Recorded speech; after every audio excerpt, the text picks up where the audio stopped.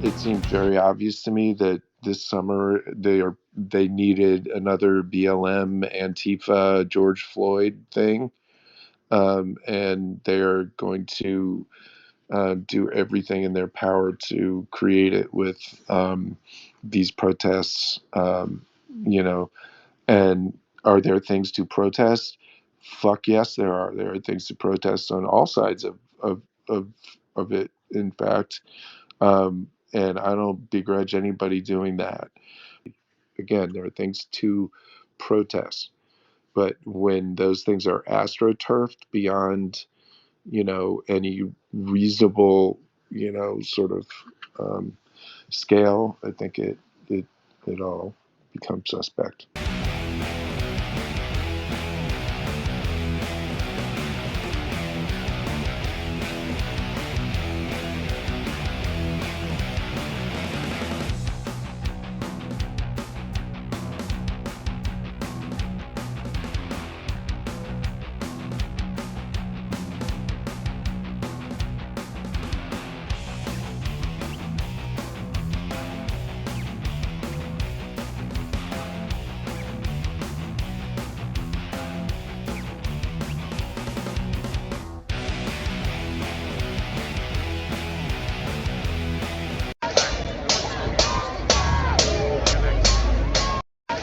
My basic feeling is that the entire conflict is being intentionally amplified on all sides.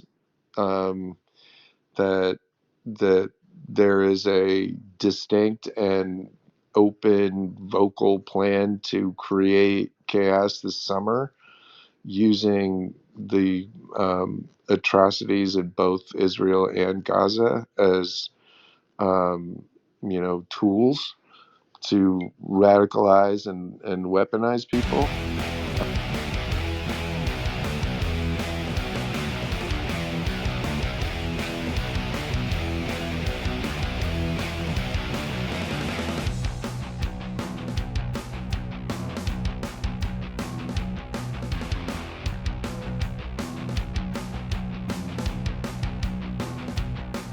We have a woman who actually was willing to put herself on the line, flip off a motorcade, go through everything that happened with that. Julie Briskman, you know exactly who we're talking about.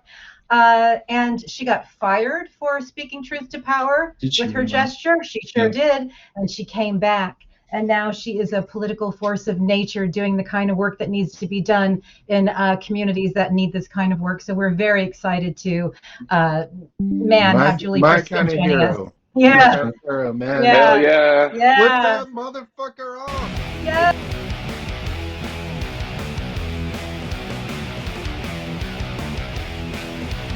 And then come back after they slap you down. That is some real hero shit right there. That's right.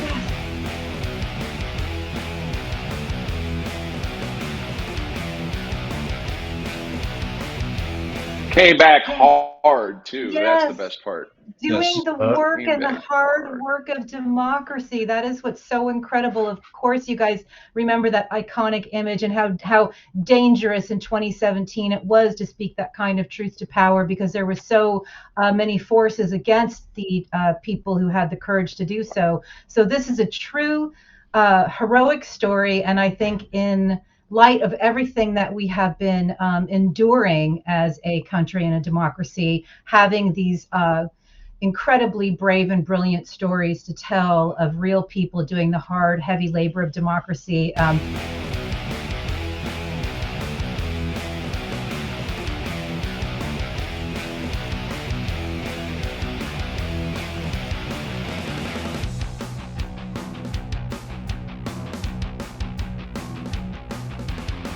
Is something that we hope to do on this show.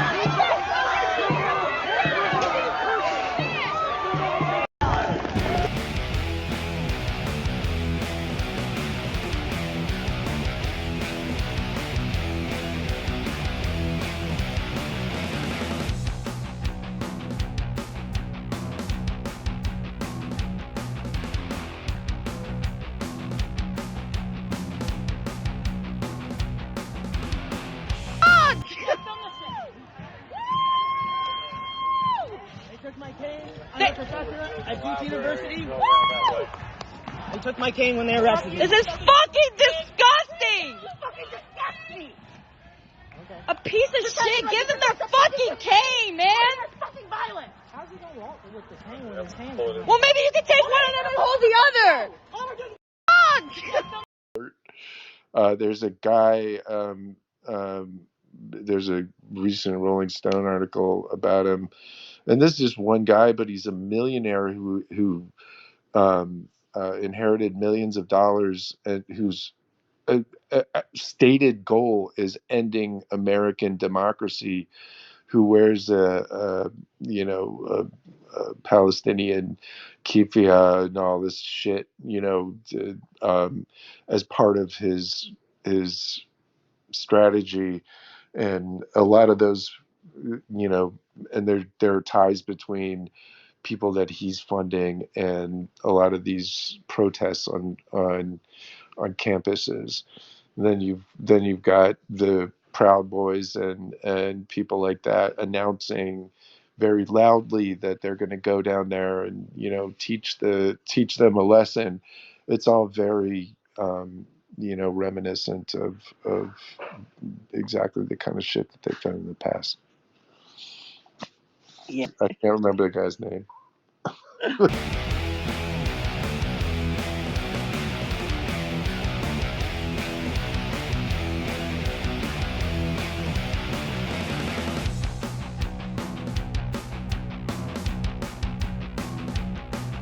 Yeah, the opening chapter is about Harry Belafonte, who we just lost at age 96. And it's called Voice and Hammer, which were sort of the way he understood what his voice was. His voice was a hammer. It's a sweet, beautiful voice, but he understood it as a weapon in a long struggle. And I needed him there at the beginning of this book, of this very dark journey through what I call the Trumpocene. I needed him there, one, because I just couldn't bear to start with the full ugliness. I needed some hope, but also because the hope that he offers is not cheap grace.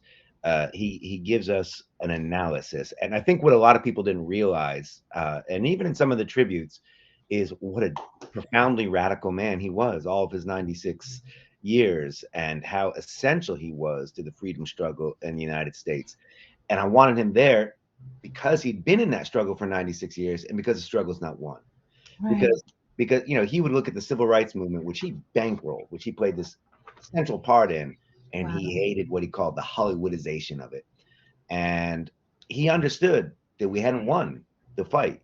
The struggle is long. People are tempted into a kind of an apocalyptic thinking that fascism wants us to be in.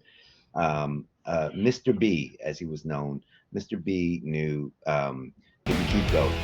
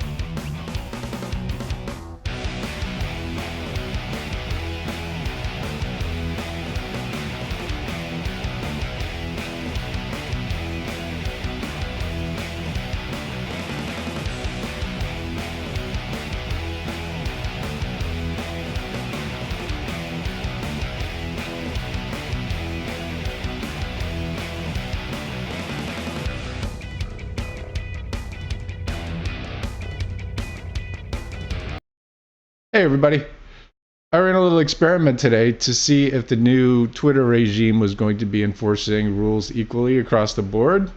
I noticed that Jordan Sather, who was banned over 2 years ago for being an anti-vax, QAnon, anti-Semitic propagandist, is now back on Twitter in full force, retweeting QAnon posts with impunity. So I wanted to see if those rules were going to be enforced. So I started this little Twitter account and asked people to follow me. 10 minutes later, literally 10 minutes later, this blogger right here got suspended by these guys. fucking asshat Yoel Roth and asshat Remy Barrett are cowards along with Elon Musk. I am telling the truth about QAnon and about all of you guys, and you know it, which is why you are so terrified of me. Wah.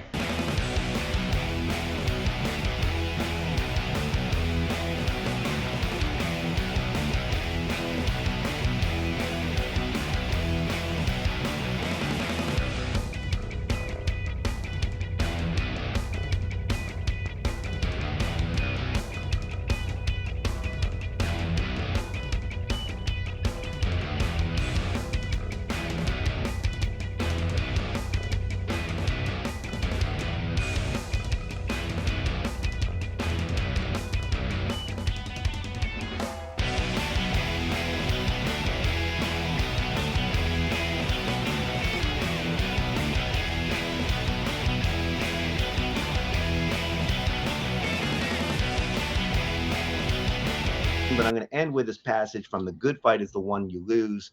In other words, don't only pick the ones who can win. We're struggling against fascism. We don't know. Here's a passage. I'm picking them all. yeah, exactly. And this is a guy named Lee Hayes, who was Pete Seeger's songwriting partner. And he brought to us If I Had a Hammer, which, if you know from Peter, Paul, and Mary, if I had a hammer at my house and the original song they sang in 1949, and a crowd of 5,000 turned out to kill them with air support from the New York State troopers. It was a battle song against fascism. And Lee was broken. He was broken by the House Un-American Affairs Committee.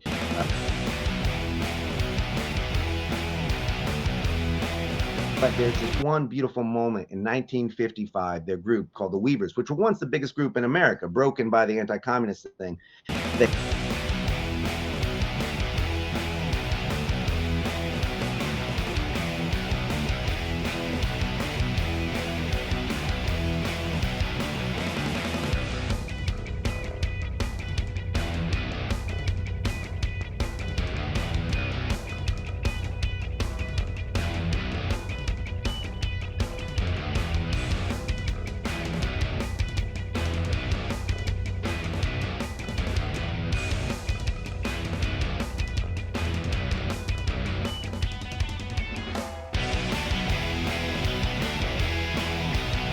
They booked Carnegie Hall under a false name so they could do it, and they opened with a song called "Darling Corey." And if you ever wondered what the left once was in America, the old left that organized American labor and gave rise to the Black Revolt that would grow into Black Power and fought fascists in Spain in 1936 and in Peekskill in 1949, and I would say now, all across the country, wherever you see folks gathering to have drag queen story hour, even though there's men with AR-15s lined up outside. Every trans kid in America now is on the front line fighting fascism. Listen to Darling Corey as the Weavers sang it in 1955.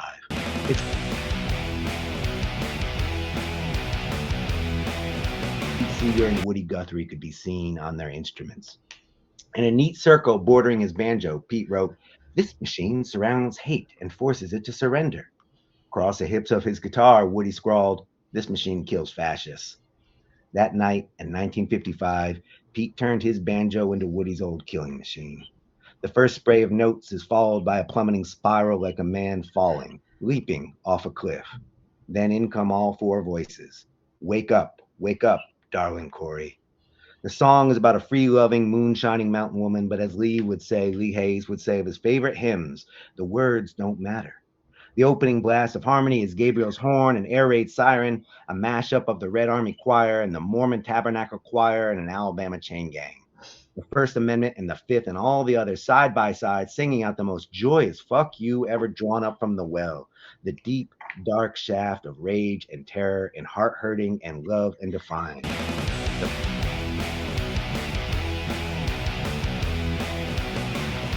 68 protests that ended the war in Vietnam. You are the heirs of the movement that ended apartheid in South Africa. in the 1980s. You're showing the way to end the apartheid system that governs in Israel today. And you're showing us how to stand up for equal rights for all, and all that equal rights stands for. The faculty salutes you, and the faculty stands with you. Thank you.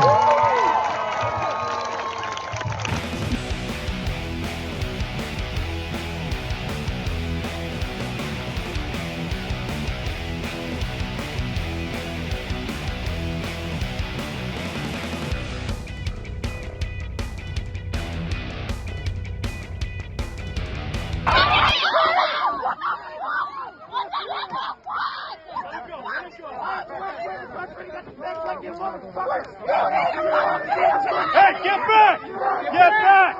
Get back! Keep an eye on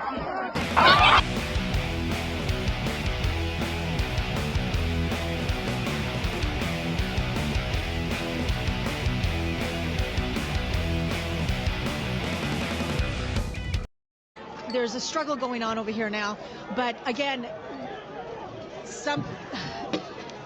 Wow. Oh my goodness. Gina, this is so dangerous. Again, they're shooting rubber bullets, but I can tell you from doing stories about rubber bullets, they are extremely painful. If they hit your leg, your arm, they could break your arm.